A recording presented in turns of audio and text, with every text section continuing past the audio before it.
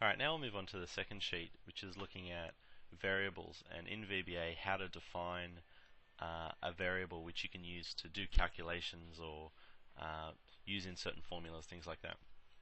Alright, so let's go back into VisualBasic.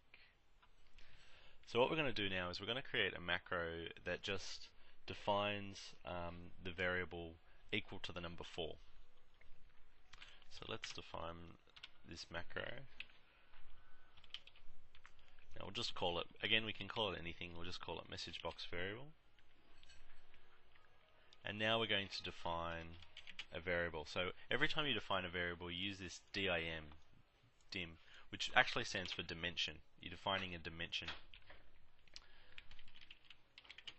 So we'll call it, the second part here is the name, so we're going to define its name as variable.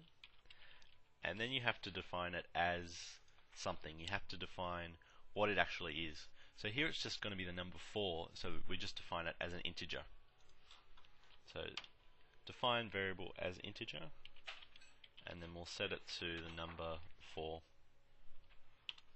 And now once we do that, it'll be in there.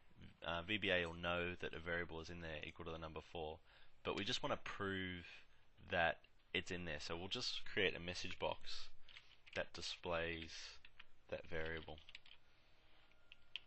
just so we can see that it's in VBA. Okay, so that message box will display variable, so it should display the number 4.